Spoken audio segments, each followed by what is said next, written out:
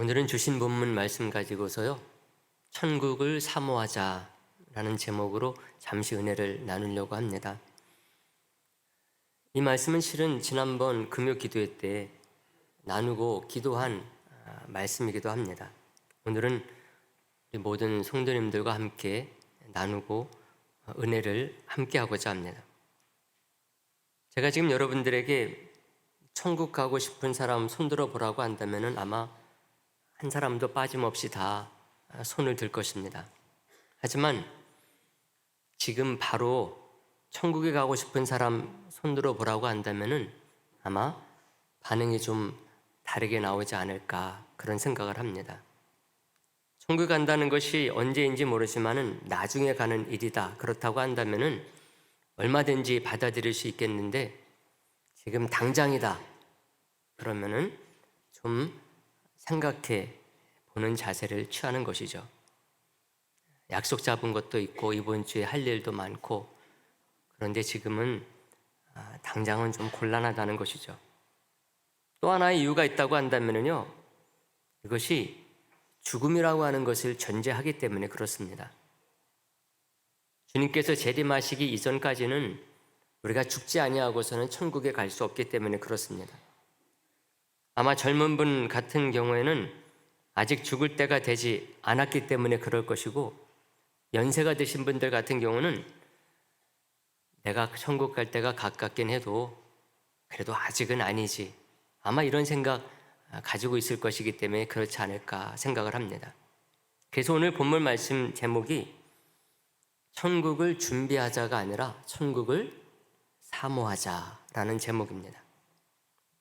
나이가 적건 많건 간에 신앙인이라고 한다면 천국을 사모해야 되겠기 때문에 그렇습니다. 천국에 들어갈 때가 가깝다고 해가지고 나이가 많은 분들에게 더 필요한 것이 천국을 사모하는 것이 아닙니다. 천국이 들어갈 날이 아직 좀 멀게 남아있다고 해가지고, 즉 나이가 젊다 할지라도 천국을 사모하는 것은 다 똑같다고 할 수가 있습니다.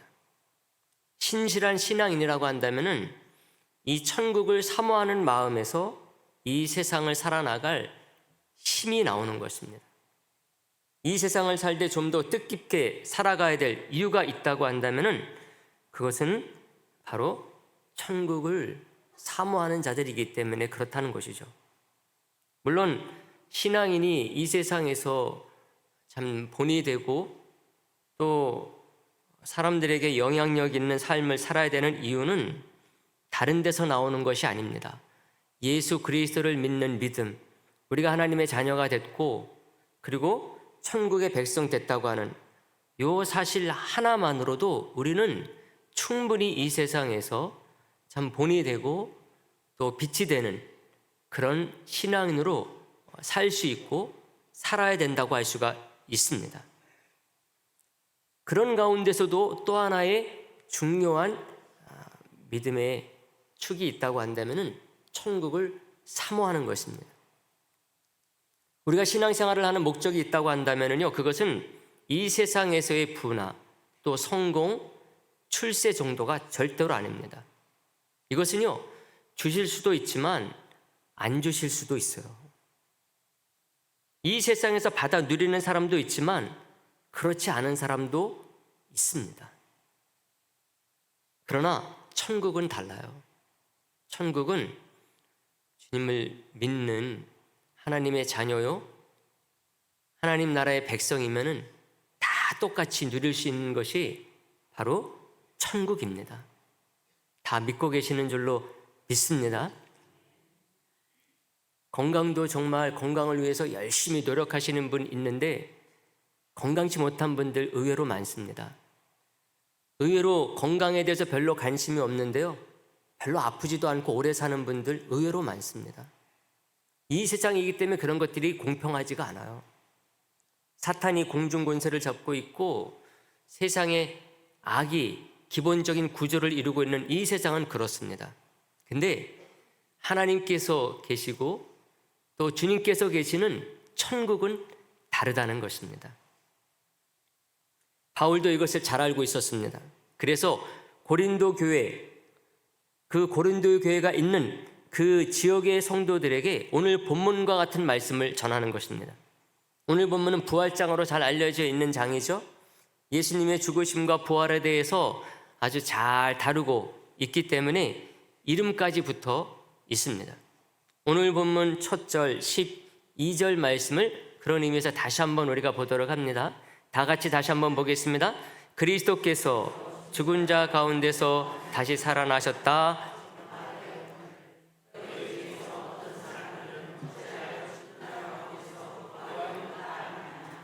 아멘. 고린도 교회 성도들 가운데 분명히 부활을 믿지 않는 사람들이 있었다는 것이죠.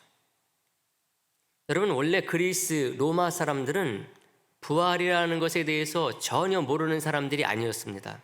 왜냐하면 그리스 로마 신화에는요, 죽었다 다시 살아난 그런 얘기들이 전해져 내려오고 있기 때문에 그렇습니다. 태양과 의술의 신 아폴론의 아들 가운데 아스클레피오스라고 하는 그런 사람이 있습니다. 이 사람 같은 경우는 죽었다가 다시 살아나서 신이 된 그런 인물로 그리스 로마 신화에 나옵니다. 그러니까 그리스 로마 그 영향을 받고 사는 사람들은 다시 산다라고 하는 것이 무엇인가를 어느 정도는 알고 있었죠. 이런 신화 때문에 이 고린도 지역에 예수 그리스도의 복음이 전파돼 가지고 그들이 예수님의 십자가의 죽으심과 부활을 잘 받아들일 수 있을 것 같았는데 그게 아니었어요. 그 이유는 뭔가 하면은 그들이 알고 있는 그 부활이라고 하는 것하고 사도 바울이 전하고 있는 그리스도의 복음의 부활이라고 하는 것은 차원이 완전히 달랐기 때문에 그렇습니다. 바울이 말하는 예수님의 그 부활은요, 우리 성도의 부활은 그 옛날 누군가로부터 전해져 내려왔었던 그런 옛날 얘기와 같은 전설과 같은 얘기가 아니었기 때문에 그렇습니다. 불과 얼마 전에 예루살렘에서 실제로 일어난 일을 근거로 해서 믿는 모든 자에게 일어날 부활을 말하고 있기 때문에 그렇습니다. 사도 바울 자체가 부활하신 예수님을 직접 체험한 사람이거든요. 그러면서 사도 바울도 자신의 부활도 전하고 모든 성도들의 부활에 대해서 전하고 있었습니다. 14절 말씀에 보면 이렇게 되어 있어요. 오늘 본문 14절. 그리스도께서 만일 다시 살아나지 못하셨으면 우리가 전파하는 것도 헛것이요 또 너희의 믿음도 헛것이며 이렇게 말을 합니다. 천국 백성 되는 길이 부활에 있음을 목격자로서 아주 분명하게 전하는 이 사도 바울의 증거죠. 이런 증거가 있는데도 불구하고 고린도 교회는 이것에 대해서 진짜 그럴까? 진짜 그런 식의 부활이 있을까? 이런 사람들이 있었다는 것입니다. 그러니 그런 고린도 교회 성도들에게 사도 바울이 예수님의 부활에 대해서 이 짧지 않은 고린도 전서 그 가운데서도 15장도 아주 깁니다. 부활에 대해서 자세하게 전하고 있는 것입니다. 근데 이 부활에 대한 신앙은요, 예수님께서 이 세상에 오셔가지고 십자가에 죽으셨다가 부활하신 것, 이때에 비로소 이 부활 신앙이 생긴 게 아닙니다. 이 부활 신앙은 신약 시대부터 생긴 게 아니에요. 예수님께서 아직 오시지 않았었던 구약 시대 때도 우리 신앙의 선배들이 믿고 있었다는 것입니다. 알고 있었어요. 그래서 히브리서 기자가 그것을 전합니다. 아브라함의 믿음에 대해서 말할 때에 이 얘기를 빼놓지 않아요. 히브리서 11장 19절에 있는 말씀입니다. 아브라함이 그때에 어떤 믿음을 가졌는가 부활신앙을 말해주고 있는데요. 다 같이 우리 화면에 나오니까 보도록 하겠습니다. 다 같이 봅니다. 그가 하나님이 능히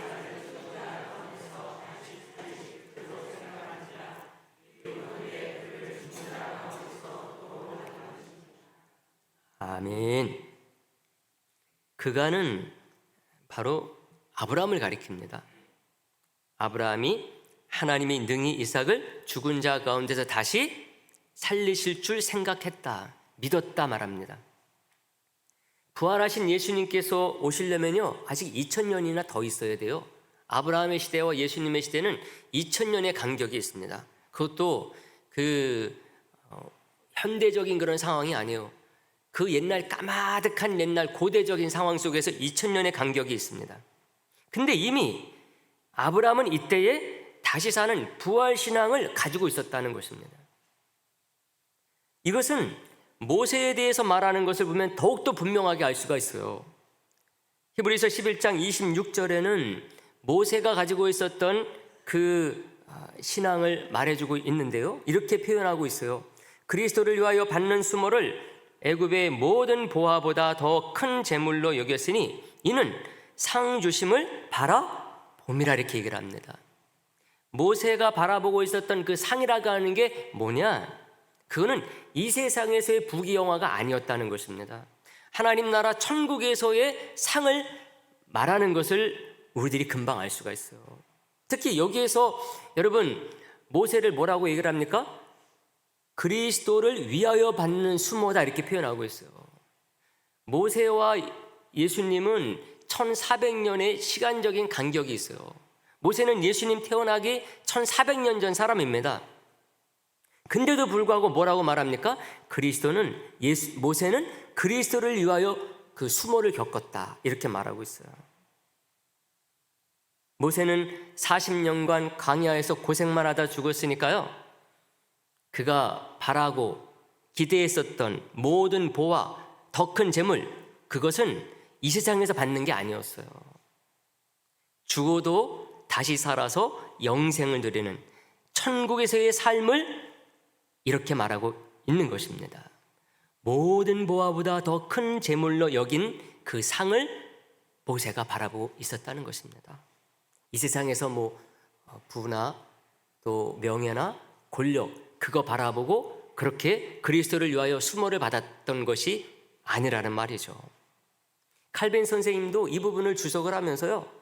우리가 신앙생활하는 것, 이 세상에서 신앙생활하는 것, 그것을 어떤 대가를 바라고 어떤 상, 이런 보상을 바라고 신앙생활을 혹시 할까봐 아주 주의를 기울이면서 이 상에 대해서 조심스럽게 말을 해요.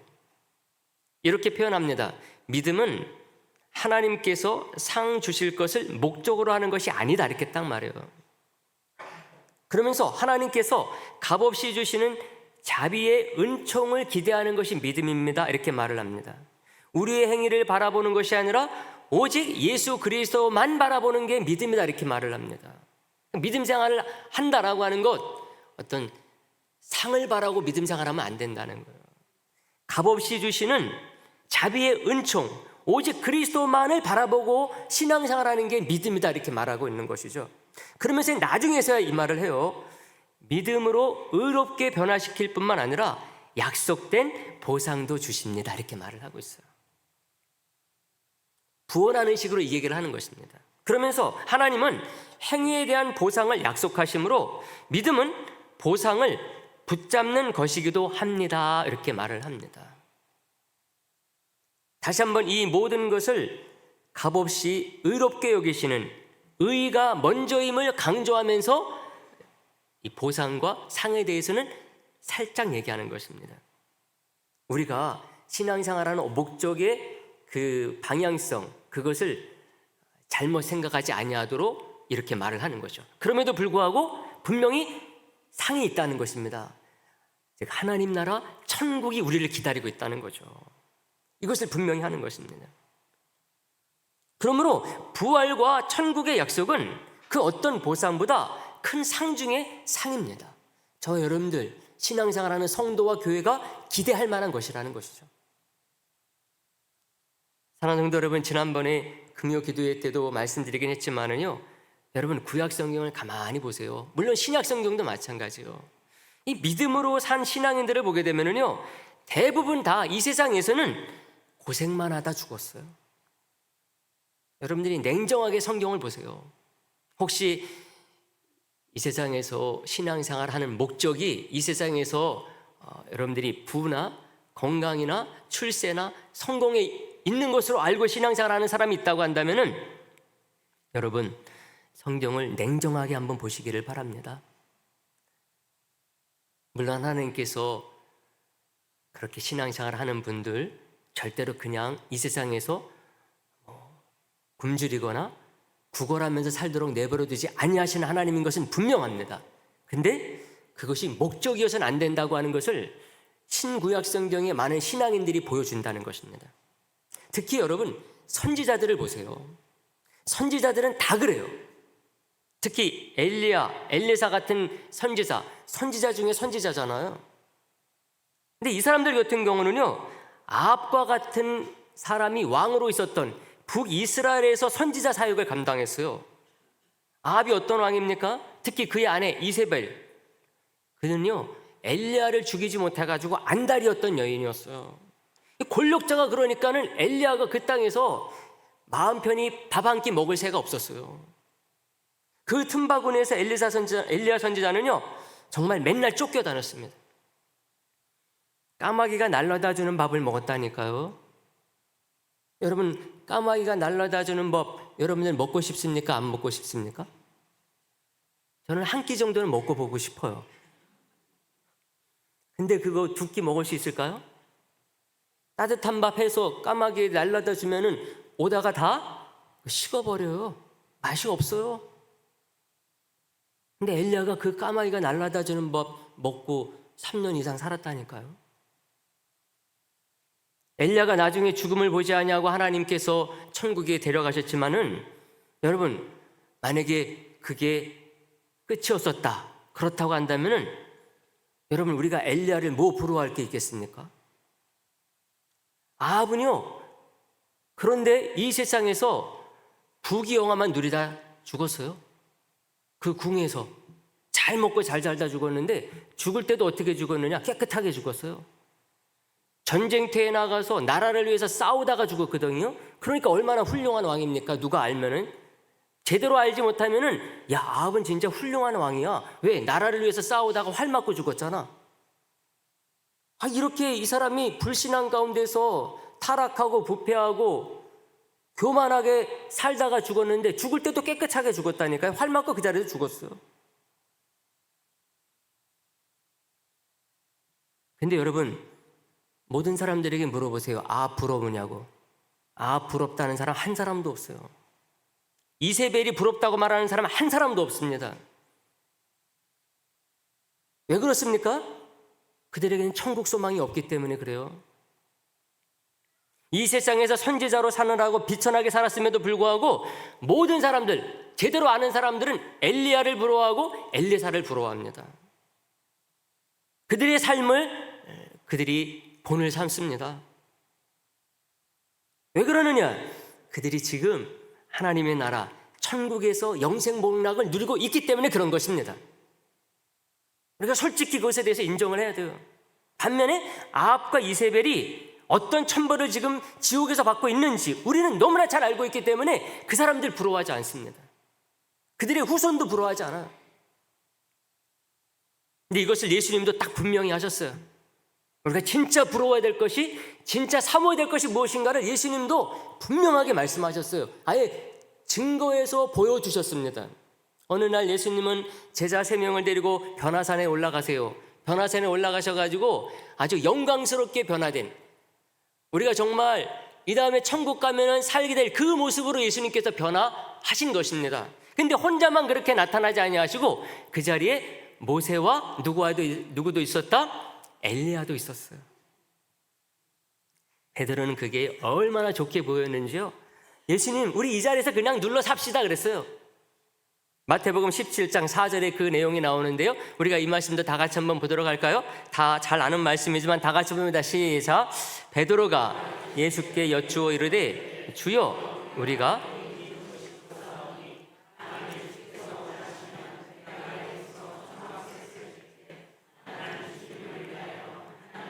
모세를 위하여, 하나는 엘리야를 위하여 하리이다. 아멘. 이렇게 여기서 초막 셋을 짓고 살자 그랬을 때 예수님께서 허락하십니까? 안 하십니까? 허락하실 리가 없죠.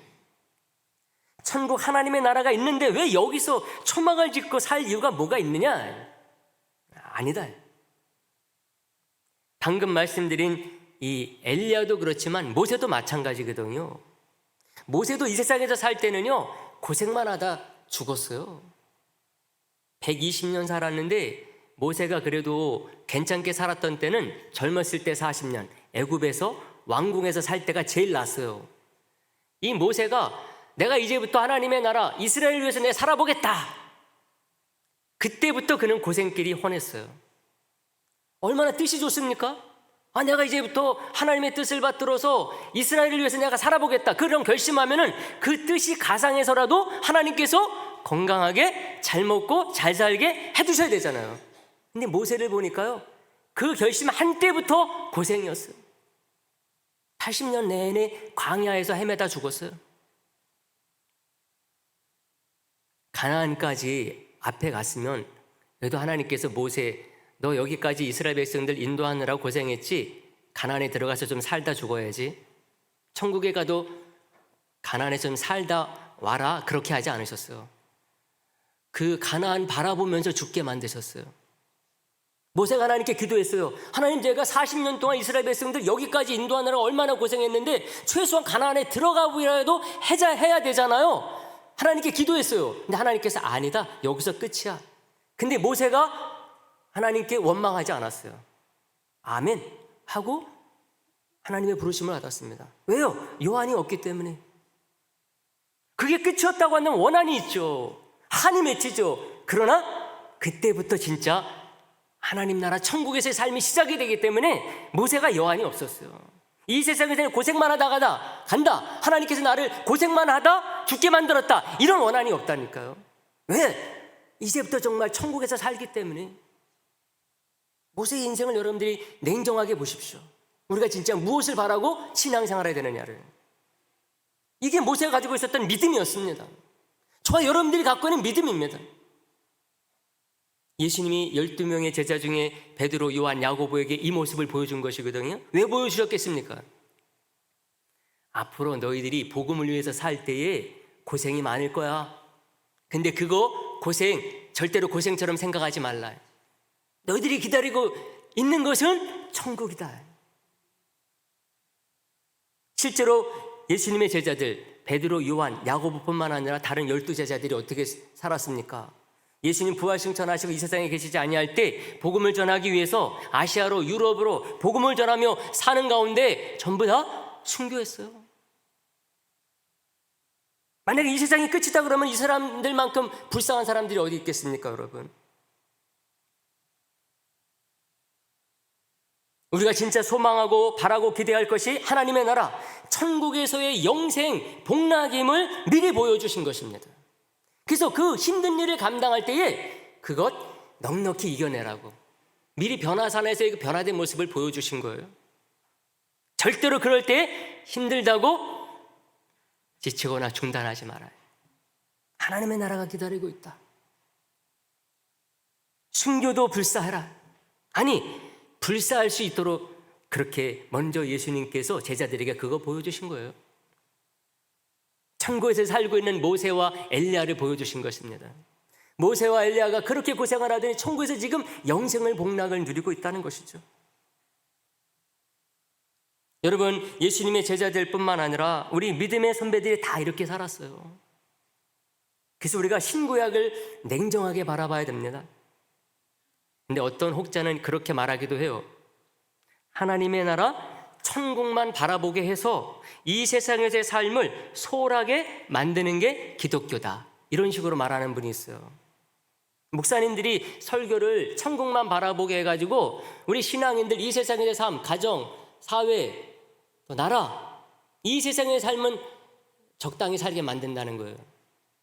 근데 여러분, 지금까지 제가 예로 든 사람, 이 사람들 중에서 이 세상에서의 삶을 대강산 사람이 있느냐? 없어요. 그렇지 않아요. 바로 이런 사람들이 이스라엘이라는 나라를 만들었다니까요. 이 세상에서 본이 되고 빛이 되고 소금이 되는 그런 족족들을 다 남긴 사람들입니다. 하나님 나라는 하나님께서 계신 곳이죠. 우리를 위해 십자가를 지신 예수님께서 거기에 계십니다. 예수님이 이 세상에 사실 때 여러분 이기적으로 사셨습니까? 본이 안 되는 삶을 살았습니까? 난 천국 가면 되니까 이 세상은 대강 살래. 예수님께서 그렇게 살지 않았거든요. 나눔과 섬김과 봉사와 사랑으로 사셨어요. 그러니 그 주님이 천국에 가서 우리를 기다리고 계시는데 또 우리는 거기 가서 주님을 뵈야 되잖아요. 그 주님의 품에서 살아야 됩니다. 그것을 아는 사람이라고 한다면 여러분, 이 세상의 삶을 어떻게 대강 살 수가 있어요? 우리 신앙의 선배들은 이 세상의 삶을 대강 살지 않았어요. 기독교인이 천국을 사모하면서 이 세상에서 하루하루를 산다는 것은요, 그런 삶이 아니거든요. 바울이 디모데 전서 6장에서 디모데에게 이런 말을 했어요. 진짜 경건한 삶을 살려면은 너는 자족하는 삶을 배워야 된다, 이렇게 말했어요. 신앙생활 이 세상에서 잘 하려고 그러면은 자족, 스스로 만족하는 사람이 돼야 된다, 이런 말을 했습니다. 그러면서 이런 말을 해요. 너는 항상 먹을 것과 입을 것이 있으면 그걸로 족한 줄 알라, 이렇게 얘기를 했어요. 그 이유를 이렇게 말했습니다. 우리가 세상에 올 때 아무것도 가지고 온 것이 없음에 우리가 갈 때도 아무것도 가지고 가지 못한다, 이런 말을 했어요. 디모데전서 6장 7절에 그 말이 나옵니다. 공술의 공수거를 말한 것이거든요. 동양의 공술의 공수거를 말하는 게 아닙니다. 그걸 말하고자 하는 게 아니에요. 세상에서 이렇게 사는 것이 끝이 아니라는 것입니다. 올 때는 빈손으로 왔지만 갈 때는 뭐 가져가야 되지 않느냐, 그게 원한이 없다는 것입니다. 한이 맺히지 않는다는 거예요. 왜? 여기서 끝이 아니기 때문에. 독생자 아들을 주신 사랑의 하나님께서 계시고 십자가의 대속으로 은혜를 베풀어 주신 예수님께서 계신 곳에 우리가 간다는 것입니다. 믿으시기를 간절히 바랍니다, 여러분. 이런 얘기를요, 바울이 지금 누구에게 말하느냐? 나이 많은 할아버지 디모데에게 말하는 게 아니라니까요. 젊은 제자 디모데에게 말하고 있어요. 이런 말은 나이 드신 분들에나 속하는 것이지 젊은 사람들에게 필요한 얘기 아닙니다. 그게 아니라니까요. 젊은 디모데에게 이 말을 하고 있어요. 젊으나 늙으나 가난한 자나 부한 자나 그가 하나님의 자녀다 그러면은 항상 하나님의 나라, 천국을 사모하는 것이 분명해야 된다는 것입니다. 그래서 바울이 고린도 교회 성도들에게도 이것을 전하는 거예요. 오늘 본문 17절 말씀, 오늘 본문으로 다시 왔어요. 17절 말씀 다 같이 다시 한번 봅니다. 다 같이 보겠습니다. 그리스도께서 다시 살아나신 일이 없으면 너희의 아멘. 여러분, 고린도 지역은요 정말 하루하루 향락하고 타락하고 세상의 즐거움 속에 사는 그런 지역이었어요. 어떤 하루에 또 일과가 너무나 힘든 곳이었기 때문에 또 이런 게 없으면 또 안 되나 봐요. 그런 삶을 우러러보라는 듯이 아프로디테의 신전이 고린도 전역에서 잘 보이는 높은 언덕에 위치하고 있었습니다. 근데 이 아프로디테 신전에서 뭐가 일어나느냐? 낮에 열심히 일한 그 남자들 거기 와서 즐기고 쉬라는 거예요. 거기에 가면 여자 사제들이 기다리고 있거든요. 정말 거기에 가보게 되면은요 얼마나 잘 보이는지 몰라요. 남한산성 거기보다 조금 높은 그런 언덕 위에 아프로디테 신전이 딱 있는 거예요. 그럼 밤마다 유혹을 하듯이 불빛이 휘황찬란하게 빛나는 곳입니다. 근데 사도 바울이 뭐라고 얘기합니까? 거기에서 신앙생활하는 고린도 교회 성도들에게 말하는 거, 이제는 부활신앙을 갖고 하나님의 나라 천국을 사모하는 자들로서 그런 죄 가운데 더 이상 살아서는 안 되겠다는 것입니다. 앞으로 그렇게 살려느냐? 물어보는 거예요. 그러면서 19절 마지막 절에서 이렇게 말하는 거죠. 만일 그리스도 안에서 우리가 바라는 것이 다만 이 세상에서의 삶뿐이면 모든 사람 가운데 우리가 더욱 불쌍한 자다, 이렇게 말하고 있어요. 사도 바울도 그거 믿고 있다는 것이죠. 이 세상에서 삶이 끝이 아니다. 그래서 사도 바울도 그래서 이 세상에서 복음을 전하기 위해서 열심히 몰아서 하는 거예요. 너무나 공감이 되는 말입니다. 하나님의 나라 천국이 없고 부활이 없다, 그렇다고 한다면 이 세상에서 그런 것들 즐기지 못하가 그냥 죽는다. 너무나 불쌍하죠. 근데 그게 아니라는 것입니다. 천국은 분명히 있고 하나님의 나라는 우리를 기다리고 있다는 것입니다. 그러니 그 하나님의 나라 천국을 사모하면서 이 세상에서는 그곳에 가서 살아도 부끄럽지 아니한, 하나님 봬도 우리 주님 봐도 부끄럽지 아니한, 우리가 물론 온전하게 그렇게 할 수는 없죠. 그래도 염치는 있어야 되잖아요. 염치는 하나님의 품에 뜨겁게 안기고, 내가 이 세상에서 그렇게 살다가 너무나 힘들었지, 눈물이 많았지, 우리 주님께서 우리를 맞이하시면서 위로할 때에 우리가 그것을 그래도 받아들일 수 있는, 우리가 온전하게 그렇게 하지는 못했어도 주님 정말 힘들었어요, 그 품에 안길 수 있는 그런 성도와 교회로 이 세상에서 살자는 것입니다. 바울이 그래서 이 말씀 전하는 거예요. 부활이 뭐냐 이것 전하기 위해서 그런 게 아니라고 하는 것이죠. 고린도 교회 성도들이요, 이 세상 그 고린도 지역에 많은 사람들이 이렇게 살고 있지만은 우리가 이 세상의 삶이 끝이 아닌데 어떻게 우리가 이렇게 살고 그렇게 죽을 수 있겠습니까? 우리가 이제 하나님을 믿고 예수님을 믿으니 부활신앙 가진 사람으로서, 천국 소망 가진 사람으로서 우리 그들처럼 살지 아니하고 정말 그 하나님의 나라를, 천국을 사모하는 사람으로서 이 세상에서 빛이 되고 소금이 되는 그런 영향력 있는 신앙인으로 삽시다. 그래서 이 부활장에서 이런 말을 남기는 것입니다. 사랑하는 성도 여러분, 말씀 정리하는데요, 오늘 우리는 주신 본문을 중심으로 천국을 사모하자 이런 말씀을 나눴어요. 막스 베버라는 사람이 프로테스탄트 윤리와 자본주의 정신이라는 이 책에서 그런 식의 얘기를 했어요. 자본주의가 칼뱅주의에서 유래된 것처럼 말을 합니다. 이것을 통해서 칼뱅주의자들이 잘 살기 위해서 신앙생활을 잘 해가지고 잘 살게 된 것처럼 우리가 볼 수 있어요. 근데 이거는 반대로 보는 것입니다. 칼뱅주의자들이 하나님의 나라를 소망하고 천국을 사모하는 마음으로 믿음으로 사니까요, 성실하고 근면하죠, 경건하니까 낭비하지 않죠, 향락하지 아니하니까 그들이 남기는 삶을 살 수밖에 없었어요. 종교개혁 이후의 칼뱅주의자들이 정말 참된 믿음의 삶이 뭐냐, 하나님의 나라를 사모하며 이 세상에서 순례자의 삶으로 사니까는 이 사람들이 성실하고 근면한 데다가 또 그 당시에 뭐 많이 벌지 못했어도 그래도 먹는 것 정도, 먹는 것을 또 입고 사는 것 정도 족한 줄 알고 사는 가운데 경건하니 헌금하죠, 그것도 저축하죠, 그거 기부하죠. 뭐가 됩니까? 이게 그 사회, 그 나라에서 자본이 된 것입니다. 그걸 가지고 어떤 사람들 막 사업을 하고 막 일으킨 거예요. 그래서 이제 사람들이 이 칼뱅주의가 자본주의의 그 시작의 원천이 됐다 이렇게 말을 하기도 하는 것이죠. 그러나 칼뱅주의자들이 이 세상에서 잘 먹고 잘 살고 부를 이루고 자본주의를 만들기 위해서 그렇게 산 게 아니에요. 하나님의 나라를 바라보고 이 세상에서 참된 믿음으로 사니 그러다 보니까 이게 어떻게 그렇게 된 거예요. 근데 오늘날 사람들이 신앙생활을 풍요롭게 사는, 자본주의 좋은 것만 알고 재미만 알게 돼서 타락한 자본주의가 만들어지게 된 것입니다. 겉만 본 거죠. 잘못한 것입니다.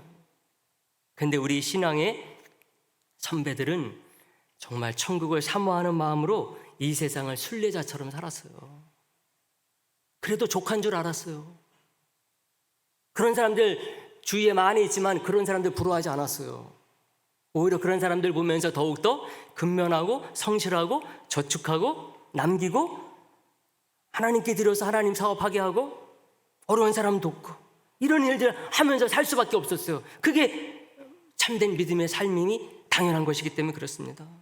그래서 누구보다도 건강한 정신으로 건강한 가정을 이루고 부유한 사회와 강한 나라를 일굴 수가 있었던 것입니다.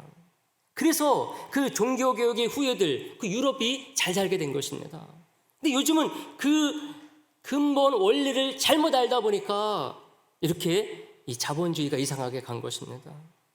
절대로 우리 신앙의 선배들은 그 자체가 목적이 아니었어요. 이 세상에서 어떤 이 세상에서의 성공, 출세, 명예, 권력 이 자체가 목적을 될 수가 없었습니다. 사랑하는 성도 여러분, 이 세상은 더욱더 이 세상에 다인 양 사는 사람들로 가득해지고 있어요. 이 세상 살다 죽으면 끝인데 버는 것 다 가지고 잘 먹고 잘 살다, 다 누리다 죽자. 이거는 이 세상에 다인 사람은 너무나 당연한 거죠. 천국을 모르는 사람은 너무나 당연합니다. 다음 생을 모르니까 그냥 번 거 다 먹고 다 쓰고 향락하고 즐기고 가는 것입니다. 그리고 이제 지옥 만나는 거죠. 그게 너무나 당연해요. 이 세상 끝이니까 단물 쓴물 다 뽑아 먹자는 것입니다. 뭐 후세들 생각하지 않아요. 그러니까 자연이 이렇게 다 망가졌잖아요. 그러나 성경은 그렇게 말하지 않아요. 이 세상이 다가 아니다 말하고 있습니다. 그래서 천국을 사모하고 하나님의 나라를 기대하는 마음으로 이 세상에서는 믿음으로 살자 이렇게 말하는 것입니다. 그러므로 저와 여러분, 우리 성도, 우리 교회만큼은 이런 믿음, 이 믿음으로 본이 되고 빛이 되는 분들로 살 수 있는 그런 성도 교회가 되기를 주님의 이름으로 축복의 말씀을 드립니다.